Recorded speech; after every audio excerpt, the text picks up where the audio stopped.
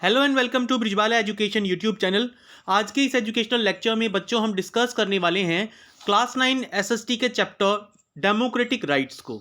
Students, इस chapter को हम दो पार्ट्स में कंप्लीट करने वाले हैं। ये इस चैप्टर का पार्ट 1 वीडियो है। पार्ट 2 का लिंक आपको इसी वीडियो के डिस्क्रिप्शन में मिल जाएगा। देखिए, डेमोक्रेटिक राइट्स क्या होते हैं पहले मैं आपको थोड़ा सा बता देता हूँ। जो भी देश डेमोक्रेसी होता है, यानी जहाँ जिस भी देश में जो लोग हैं वो वोट डाल के अपने नेताओं को चुनते हैं, वहाँ के लोगों को कुछ डेमोक्रेटिक राइट्स दिए जाते हैं, कुछ अधिकार दिए जाते हैं। ये अधिकार उन लोगों के कॉन्स्टिट्यूशन में यानी कानून में लिखे गए होते हैं। इनको डेमोक्रेटिक राइट्स कहा जाता है। जैसे हमारे देश ने हमें अधिकार दिया है कि हम किसी भी रिलीजन को मान सकते हैं। गवर्नमेंट हमारे साथ भेदभाव नहीं करेगी अगर हम हिंदू हैं, मुस्लिम हैं, सिख हैं, ईसाई हैं। तो ये डेमोक्रेटिक राइट्स का मतलब होता है। देखिए, इससे पहले जो चैप्टर्स थे, ओवरव्यू को मैं आपको वैसे ही समझाऊंगा, लाइन वाइज नहीं समझाऊंगा क्योंकि इसमें से क्वेश्चंस नहीं आते हैं आपके।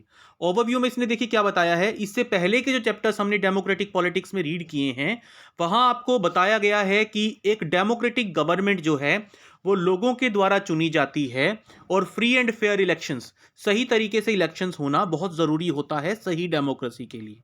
आगे इसने बताया है कि डेमोक्रेसी में कुछ इंस्टीट्यूशंस होते हैं, जैसे कि सुप्रीम कोर्ट है, जैसे कि पार्लियामेंट है। इनको डेमोक्रेटिक इंस्टीट्यूशंस कहा जा सकता है। डेमोक्रेसी में कुछ इंस्टीट्यूशंस होते हैं और उन इंस्टीट्यूशंस के पास रियल पावर दी जानी चाहिए, ये हमें बताया है। अब आगे इस चैप्टर में हम पढ़ेंगे कि डेमोक्रेटिक राइट्स क्या होते हैं।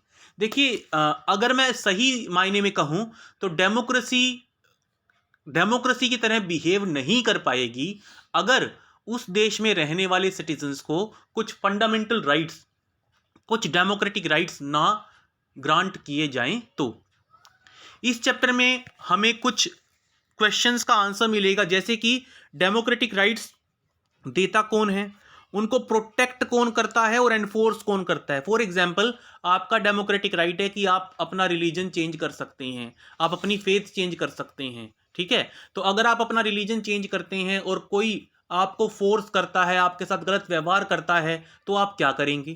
क्योंकि वो आपके डेमोक्रेटिक राइट का उल्लंघन हो गया। तो उसका आपको प्रोटेक्ट कौन करेगा? आप कहाँ जाएंगे अपनी फरियाद लेके? तो ये सारी चीज़ें जो हैं हम इस चैप्टर में डिस्कस करने वाले हैं। सबसे पहले आता है हमारा 5.1, article 5.1, that is life without rights. बिना डेमोक्रेटिक राइट्स के जिंदगी बिल्कुल केओटिक हो जाती है हमारी, कोई सिस्टम नहीं रहता जिंदगी में। देखिए, इस पैराग्राफ में इसने क्या बताया है। इस पैराग्राफ में इसने बताया है कि इस बुक में इससे पहले जो चैप्टर्स आए हैं उन चैप्टर्स में कई बार हमने राइट्स का जिक्र किया है, जनता के अधिकारों का, जनता के हकों का जिक्र किया है। इसका मतलब इस बात से ये चीज़ तो साफ होती है कि किसी भी डेमोक्रेसी में, किसी भी कंट्री में फंडामेंटल राइट्स सिटीजन्स को देना बहुत ज़रूरी होता है अगर डेमोक्रेसी को प्रॉपर वर्किंग में लेके आना है। तो अगर डेमोक्रेसी को असली में उस कंट्री में एस्टेब्लिश करना है तो यहाँ अब हमें कुछ केस स्टडीज करनी है। ठीक है, इन केस स्टडीज में हम समझेंगे कि कैसे कुछ लोगों को फंडामेंटल राइट्स, उनके डेमोक्रेटिक राइट्स एंजॉय नहीं करने दिए गए। कुछ ऐसे केसेस पढ़ेंगे हम अलग अलग कंट्रीज में। सबसे पहला केस जो हमारा आता है, प्रिजन इज ग्वानाटामो बे। ठीक है, प्रिजन इन ग्वानाटामो बे। ग्वानाटामो बे एक जेल था जिस जेल में जो अमेरिका के ऊपर टेररिस्ट अटैक हुआ था, उसके संदिग्ध लोगों को, जिनके ऊपर अमेरिका को शक था कि ये उस टेररिस्ट अटैक में शामिल हो सकते हैं, उन लोगों को अमेरिका ने उस जेल में बंद कर दिया।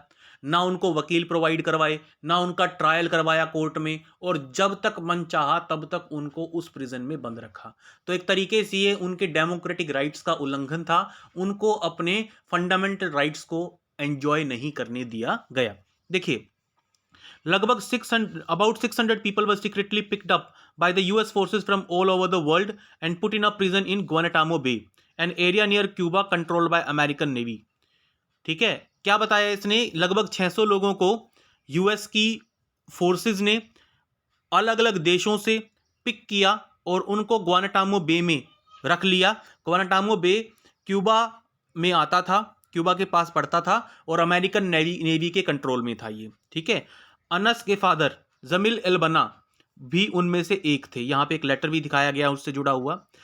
अमेरिकन गवर्नमेंट ने कहा कि ये यूएस के दुश्मन हैं। अमेरिका ने कहा कि जिन लोगों को हमने ग्वानाटामो बे में पकड़ के रखा हुआ है वो अमेरिका के दुश्मन हैं। And linked to the attack on New York on 11 सितंबर 2001, और जो 11 सितंबर 2001 को टेररिस्ट अटैक हुआ था अमेरिका में, ठीक है, उससे जुड़े हुए हैं। In most cases the governments of their countries were not asked or even informed about this imprisonment. जिन देश के रहने वाले वो लोग थे, उन देश की सरकारों को अमेरिका ने बताया तक नहीं कि हमने आपके ऐसे ऐसे सिटीजन्स को काबू में कर रखा है, इम्प्रिजन कर रखा है। ठीक है, तो एक तरीके से हम ये कह सकते हैं कि उन दिनों अमेरिका ने बिल्कुल जैसे जो मन में आया वो किया एक तरीके से। In most cases, the governments of their countries were not asked to or even informed about their imprisonment. Like other prisoners, Al-Banna's family got to know that he was in that prison only through the media. बाकी कैदियों की तरह एल-बना की family को भी अपने member के jail में डाले जाने की न्यूज़ मीडिया के ज़रिए, न्यूज़ चैनल्स के ज़रिए, न्यूज़ रिपोर्ट्स के ज़रिए पता चली। गवर्नमेंट ने उनको कुछ नहीं बताया, अमेरिका ने उनको कुछ नहीं बताया। फैमिलीज ऑफ प्रिजनर्स, मीडिया और even UN representatives were not allowed to meet them. America ने ग्वानाटामो बे में रखे गए कैदियों से किसी को मिलने नहीं दिया, ना तो उनकी फैमिलीज को, ना मीडिया को, यहाँ तक कि यूनाइटेड नेशंस जो कि एक वर्ल्ड ऑर्गेनाइजेशन है जिसका अमेरिका एक बहुत प्रोमिनेंट, बहुत इंपॉर्टेंट मेंबर है, उसके रिप्रेजेंटेटिव्स को भी मिलने से मना कर दिया उन लोगों से। The US army arrested them, interrogated them and decided whether to keep them there or not. US army ने अपनी मनमानी करी, अरेस्ट किया, प्रिजन में डाल दिया, उनसे क्वेश्चनिंग की और फिर खुद ही ये डिसाइड किया कि इनको हमें छोड़ना है या फिर बंदी बनाए रखना है। There was no trial before any magistrate in the US, nor could these prisoners approach courts in their own country. US की किसी भी कोर्ट में कोई केस नहीं चलाया गया उनके खिलाफ, और यहां तक कि उनको यह भी अधिकार नहीं दिया गया कि जिस देश के वो रहने वाले हैं उस देश के किसी कोर्ट में अपील कर सकें, यह भी अधिकार उनको नहीं दिया गया। आगे आता है एमनेस्टी इंटरनेशनल, एक ऑर्गेनाइजेशन थी, इसके ऊपर क्वेश्चन आ जाता है बच्चों कई बार एमनेस्टी इंटरनेशनल के ऊपर। एमनेस्टी इंटरनेशनल एक इंटरनेशनल ह्यूमन राइट्स ऑर्गेनाइजेशन है जो पूरे वर्ल्ड में ह्यूमन राइट्स जहां भी वायलेट होते हैं वहां पे पहुंच जाता है एमनेस्टी इंटरनेशनल। एमनेस्टी इंटरनेशनल ने ग्वानाटामो बे में रखे गए प्रिजनर्स के बारे में इंफॉर्मेशन इकट्ठी की, और एमनेस्टी इंटरनेशनल ने अपनी रिपोर्ट में बताया कि उन प्रिजनर्स को उन तरीकों से टॉर्चर किया जाता है जो तरीके यूएस के खुद के कानूनों के मुताबिक नहीं है, ठीक नहीं है। यानी ऐसे ऐसे टॉर्चर उन लोगों को दिए जा रहे हैं जो यूएस के खुद के कानून में भी नहीं है। ठीक है, उनके साथ ऐसी ट्रीटमेंट, ऐसी बुरी ट्रीटमेंट करी जा रही है जितनी कि prisoners of war. Prisoners of war क्या कौन होते हैं? जैसे मान लीजिए दो देशों की लड़ाई हो गई, एक देश जीत गया, उस देश ने दूसरे देश के सैनिकों को बंदी बना लिया, उनको कहा जाता है प्रिजनर्स ऑफ वॉर। और हमेशा दुनिया में ये होता आया है कि उनके साथ बड़ा बुरा बर्ताव किया जाता है कुछ एक कंट्रीज को छोड़ के। ठीक है, तो प्रिजनर्स ऑफ वॉर के साथ जैसा सलूक नहीं किया जाता, उससे बुरा सलूक उनके साथ किया जा रहा था ग्वानाटामो बे के प्रिजनर्स के साथ, और किसी भी इंटरनेशनल ट्रीटी के अकॉर्डिंग वो सही नहीं था। ठीक है, इंटरनेशनल ट्रीटीज के अकॉर्डिंग प्रिजनर्स ऑफ वॉर के साथ जैसा सलूक किया जाता है उससे भी बुरा सलूक उनके साथ किया जा रहा था। बहुत से प्रिजनर्स ने कोशिश की अपने साथ हो रहे इस टॉर्चर को की आवाज़ उठाने में, प्रोटेस्ट करने में, और हंगर स्ट्राइक पे जाने की कोशिश की, भूख हड़ताल करने की कोशिश की। प्रिजनर्स को तब भी नहीं छोड़ा गया जब उनको ऑफिशियली नॉट गिल्टी डिक्लेयर कर दिया गया। यानी जब ऑफिशियली ये बात पक्की हो गई कि वो यूएस के ऊपर होने वाले टेररिस्ट अटैक में इन्वॉल्व नहीं थे, तब भी यूएस नेवी ने उनको रिलीज नहीं किया। An independent inquiry by the UN supported these findings. United Nations ने एक अपनी तरफ से, खुद की तरफ से एक वो की इंक्वायरी की, उस इंक्वायरी में भी ये बातें सच्ची निकल के आई। The UN secretary general said the prisoner in Guantanamo Bay should be closed down prison. UN secretary general जो कि यूएन का एक बहुत बड़ा ऑफिसर होता है, उसने खुद कहा था ग्वानाटामो बे में अमेरिका जो कुछ कर रहा है वो सही नहीं है और ग्वानाटामो बे के प्रिजन को बंद कर दिया जाना चाहिए। US government refuse to accept these pleas. और इस तरह की इंटरनेशनल ऑर्गेनाइजेशन, इतने बड़े ऑफिसर्स की तरफ से की गई इन बातों को की तरफ भी यूएस ने कोई ध्यान नहीं दिया और जो मन में आया वो कंटिन्यूड रखा। आगे आता है सऊदी अरेबिया में citizens right. Citizens right Saudi Arabia में। सऊदी अरेबिया के बारे में आपने पहले भी कुछ रील्स वगैरह देखी होंगी, वहाँ के कानून बड़े अजीबोगरीब हैं। ठीक है, जैसे विमेन को सबॉर्डिनेट माना जाता है मैन के वहाँ पे। तो क्या कंडीशंस है सऊदी अरेबिया में, वो हम देखने वाले हैं। जो ग्वानाटामो बे का जो केस है वो एक एक्सेप्शन की तरह लगता है, ऐसा हर कंट्री नहीं करता है, ठीक है, क्योंकि यहाँ पे एक कंट्री की जो गवर्नमेंट है वो दूसरी कंट्री के सिटीजन्स को उनके फंडामेंटल राइट्स एंजॉय नहीं करने दे रही है। ऐसा बार बार नहीं होता, यूएस जैसी एक बहुत पावरफुल कंट्री ऐसा कर सकती है, वो भी कभी कभार। Let us therefore look at the case of Saudi Arabia and the position of citizens with regard to their government. अब हम देखते हैं सऊदी अरेबिया में गवर्नमेंट का और उसके सिटीजन्स का आपस में कैसा तालमेल था, किस तरह के रिलेशंस थे। कुछ फैक्ट्स हम सऊदी अरेबिया के आपके सामने पेश करने वाले हैं। The country is ruled by a hereditary king and the people have no role in electing or changing their rulers. Saudi Arabia एक मोनार्की है, वहां पे किंग होता है, किंग की पोजीशन हेरिडिटरी होती है, यानी पापा के बाद बेटा, बेटे के बाद पोता, इस तरीके से वहां पे किंग बनते रहते हैं और लोग अपने लीडर्स को चुन नहीं सकते वोट डाल के। The king selects the legislature as well as the executive, he appoints the जजेस and can change any of their decisions. King जो होता है लेजिस्लेचर यानी कानून बनाने वालों का सिलेक्शन किंग करता है, एग्जीक्यूटिव का सिलेक्शन यानी कानून लागू करने वालों का सिलेक्शन भी किंग करता है, जजेस का सिलेक्शन भी किंग करता है, और जब चाहे जजेस के दिए गए डिसीजन को किंग चेंज कर सकता है। तो एक तरीके से लोगों के पास डेमोक्रेटिक राइट्स नाम की कोई चीज है ही नहीं, डेमोक्रेटिक इंस्टीट्यूशंस नाम की कोई चीज है ही नहीं, हम ऐसा कह सकते हैं। Citizens cannot form political parties or any political organizations. Media cannot report anything that the monarch does not like. लोग पॉलिटिकल पार्टी या पॉलिटिकल ऑर्गेनाइजेशन नहीं बना सकते और मीडिया कोई भी ऐसी चीज रिपोर्ट नहीं कर सकता जो कि किंग के खिलाफ हो। There is no freedom of religion. Every citizen is required to be Muslim. Non-Muslim residents can follow their religion in private but not in public. Freedom of religion नहीं है, जैसे हमारे देश में सेक्युलरिज्म है, हर धर्म बराबर है, लेकिन सऊदी अरेबिया में ऑफिशियल रिलीजन है इस्लाम, ठीक है, मुस्लिम। जो नॉन मुस्लिम लोग हैं, हिंदूज हैं, सिख्स हैं या क्रिश्चियंस हैं, ठीक है, उन सबको वो अपना धर्म मान सकते हैं लेकिन प्राइवेटली अपने घर में अपने जो रिलीजियस सेरेमनीज हैं वो कर सकते हैं, पब्लिक प्लेसेस में नहीं कर सकते कुछ भी। Women are subjected to many public restrictions. The testimony of a man is considered equal to that of two women. Women जो है वो आदमियों से कम समझी जाती हैं, बराबर नहीं समझी जाती।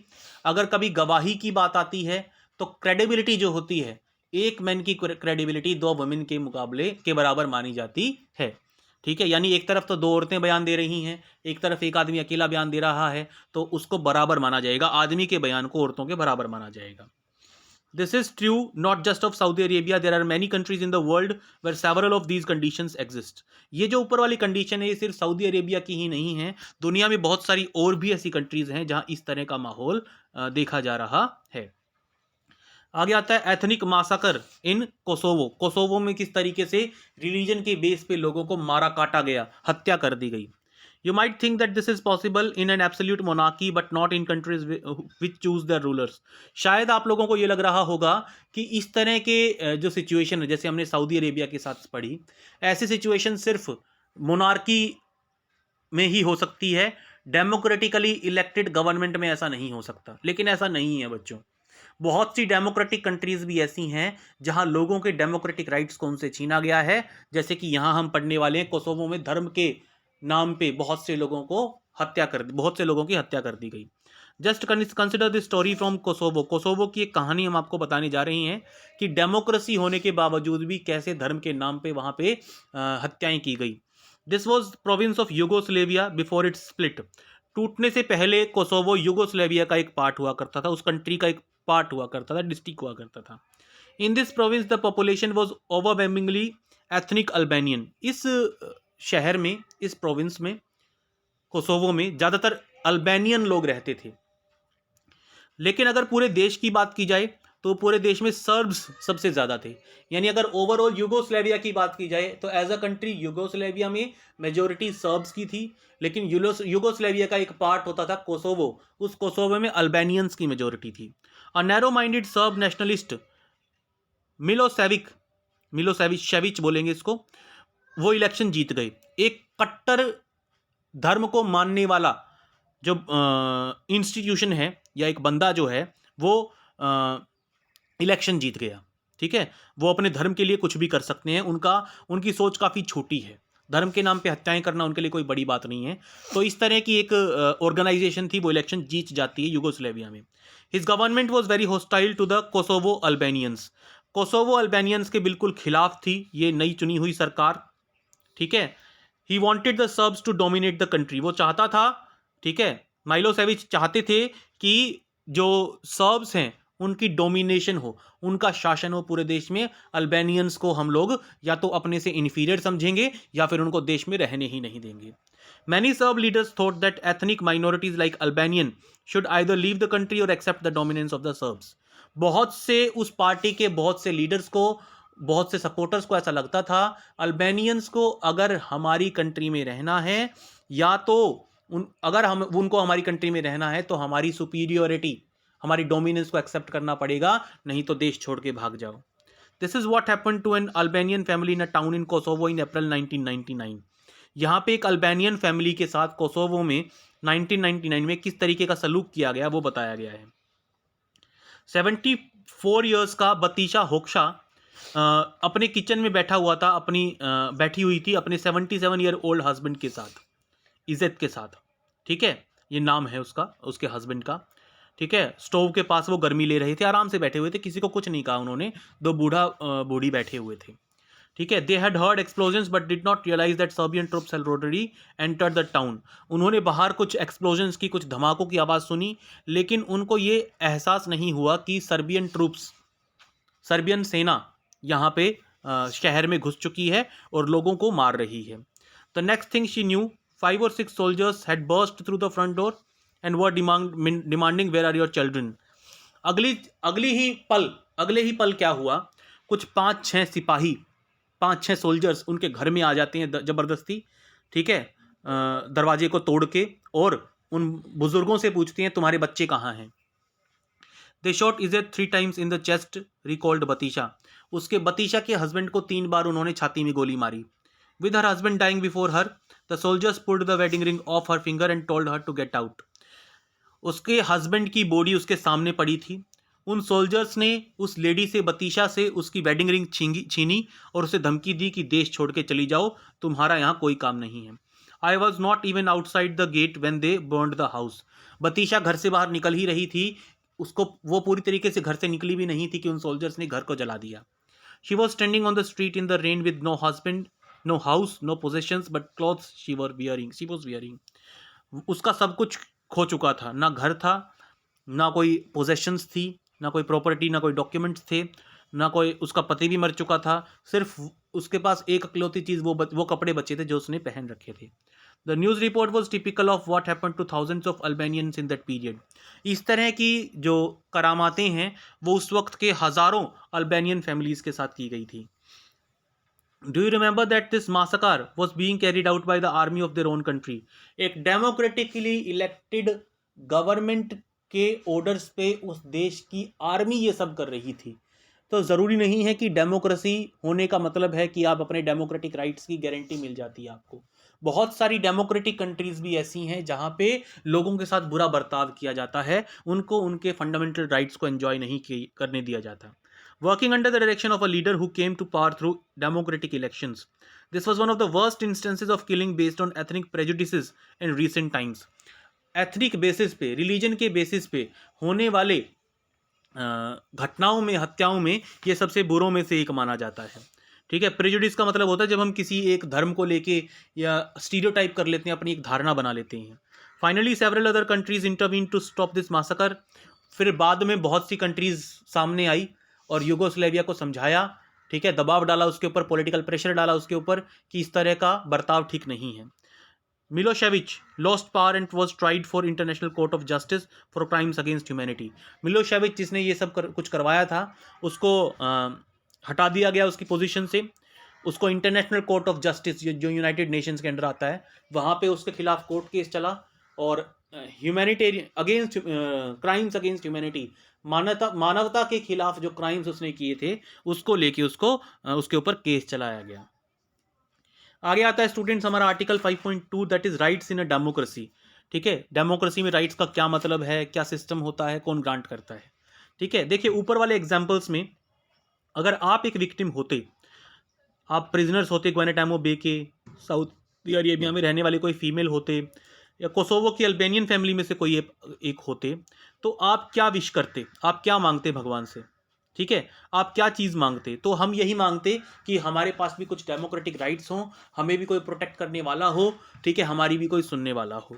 You would perhaps desire a system where security, dignity and fair play was assured to everyone. आप शायद यही चीज़ मांगते कि आपका देश आपको सिक्योरिटी प्रोवाइड करे, आपके रिस्पेक्ट करे और फेयर प्ले, अगर आपके साथ कोई गलत कर रहा है तो आप उसके ऊपर कोर्ट केस कर सकें या किसी तरीके से उसको दबा सकें, उसको कंट्रोल कर सकें। You might want, for example, that no one should be arrested without proper reason and information. आप शायद एक ऐसा अधिकार चाहते जिस अधिकार के तहत कोई भी आपको बिना पूर्व सूचना के और गलत तरीकों से अरेस्ट ना कर पाए। And if someone is arrested he or she should have a fair chance to defend themselves. और अगर अरेस्ट कर भी लिया गया है तो आपको अपने आप को सही साबित करने का, निर्दोष साबित करने का पूरा मौका मिलना चाहिए कोर्ट में। You might agree that such assurance cannot apply to everything. One has to be reasonable in what one expects and demands everyone else. For one has to grant the same to everyone. हाँ, एक बात democratic rights के बारे में आप लोग समझ लीजिए कि डेमोक्रेटिक राइट्स वो होते हैं जो आप सिर्फ अपने लिए नहीं, पूरे देश के लिए चाहते हैं।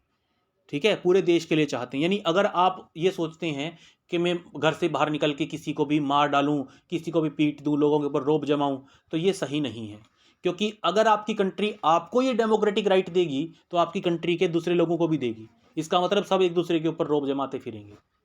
ठीक है, तो कहने का मतलब क्या है कि आप वो चीज़ एक्सपेक्ट कीजिए अपनी गवर्नमेंट से जो चीज़ सबके ऊपर लागू हो सके, पूरी कंट्री के हर सिटीजन के ऊपर लागू हो सके।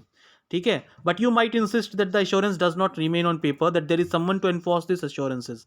और आप ये भी चाहेंगे कि जो डेमोक्रेटिक राइट्स, जो अधिकार आपको दिए गए हैं, वो सिर्फ कागज़ पे लिखे नहीं होने चाहिए।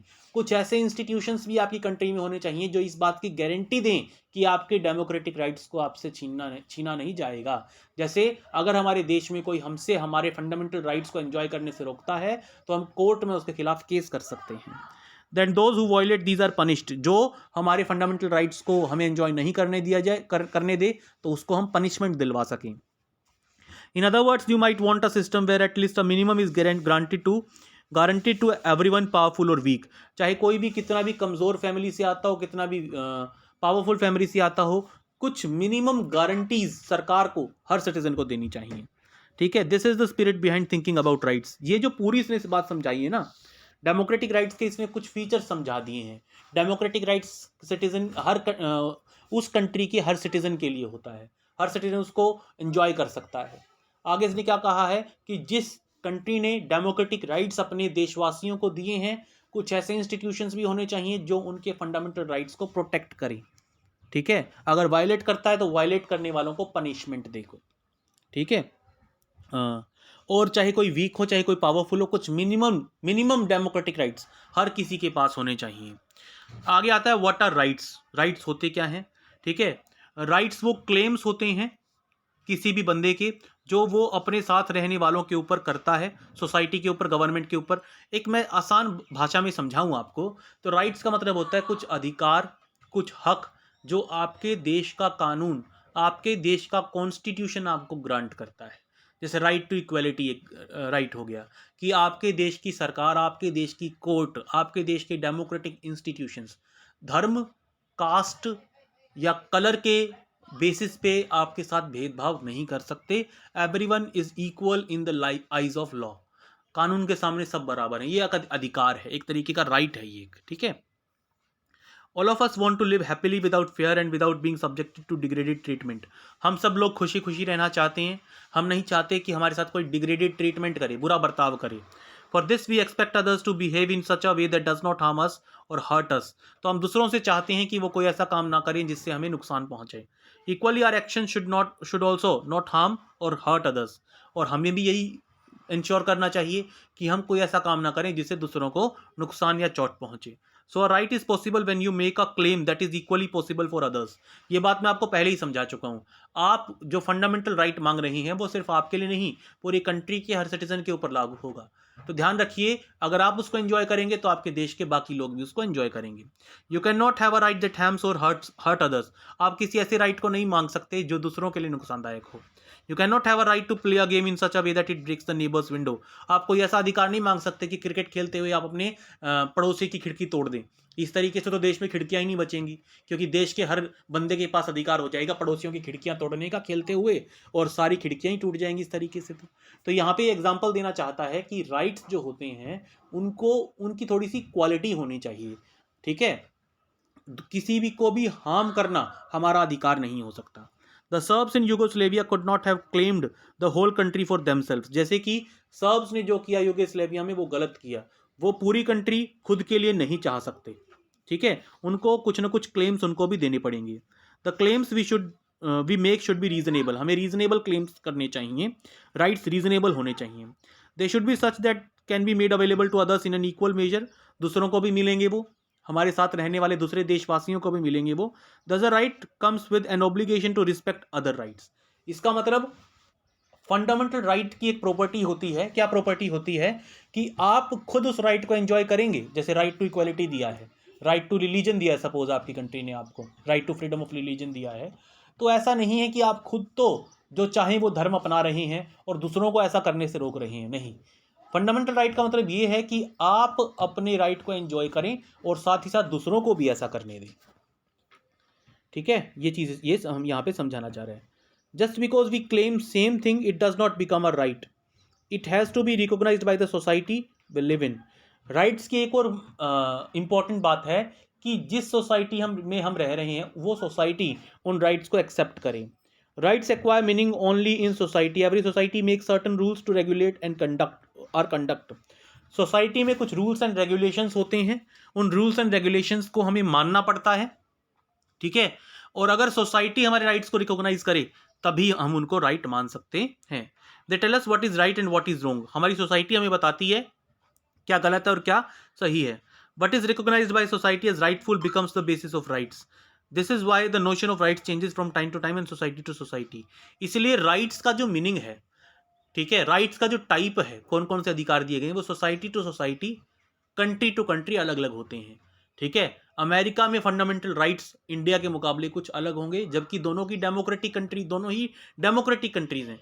तो दोनों ही सोसाइटीज में वहां के रहने वाले लोगों के अकॉर्डिंग डिसाइड करना पड़ता है कि कौन से क्लेम्स रीजनेबल हैं और कौन से रीजनेबल नहीं हैं, ठीक है। आज से लगभग 200 साल पहले, ठीक है, अगर किसी को ये कहा जाता कि औरतों को भी वोटिंग का अधिकार दिया जाना चाहिए, तो शायद ये बात स्ट्रेंज लगती उस वक्त के लोगों को, कि वो उस वक्त के लोग क्या कहते, 200 साल पहले के लोग क्या कहते, औरतों का काम क्या है, चूल्हा चौका करना, घर संभालना, बच्चे पालना, वो वोटिंग राइट का क्या करेंगी, उनको पॉलिटिक्स का क्या पता। उस वक्त के लोग ये बात कहते, ठीक है। लेकिन सऊदी अरेबिया में आज जब वो अपनी विमेन सिटीजन्स को इक्वल राइट्स ग्रांट नहीं कर रहा, तो ये बात हमें अजीब लग रही है।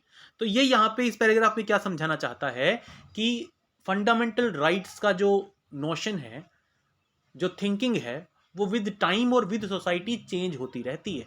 आज से 200 साल पहले अगर हम वीमेन राइट्स की बात करते तो शायद हमें सनकी कहा जाता, लेकिन आज सऊदी अरेबिया का अपने यहाँ की औरतों को बराबर अधिकार ना देना हमें अखर रहा है। तो society to society, time to time fundamental rights में, क्लेम्स में चेंज आता रहता है। When the socially recognized claims are written into law, they acquire real force. Otherwise, they remain merely as natural or moral rights. आगे इसने क्या कहा है कि जब सोसाइटी के एक्सेप्ट किए गए क्लेम्स को कानून में लिख दिया जाए तब वो फंडामेंटल राइट्स बन जाते हैं। तब वो क्या बन जाते हैं, फंडामेंटल राइट्स बन जाते हैं, जब कानून में उनको लिख दिया जाए। The prisoners in Guantanamo Bay had a moral claim not to be torture or humiliated, but they could not go to anyone to enforce this claim.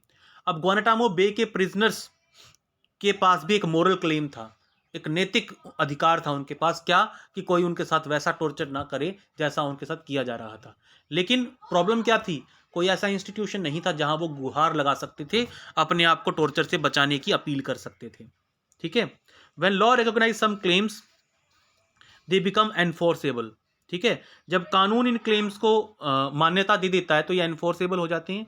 We can demand their application when fellow citizens of the government do not respect these rights. We can call it violation or infringement of our rights. In such circumstances, citizens can approach courts to protect their rights. So if we want to call any claim a right, it has to have these three qualities. तो ये क्या कहता है, ये यहाँ पे ये कहना चाहता है कि जब हम कोई कानून ने हमें कोई अधिकार दे दिया, ठीक है, पहली बात तो वो क्लेम रीजनेबल होना चाहिए, दूसरी बात, उस क्लेम को हमारी सोसाइटी एक्सेप्ट करे। तीसरी बात, उस क्लेम को हमारे कॉन्स्टिट्यूशन में लिखा जाना चाहिए। तब जाके अगर कोई हमें हमारे उस क्लेम को, हमारे उस फंडामेंटल राइट को एंजॉय नहीं करने देता है, ठीक है, उसके खिलाफ कोई काम करता है, तो हम कोर्ट में जा सकते हैं, चाहे वो सरकार ही क्यों ना हो।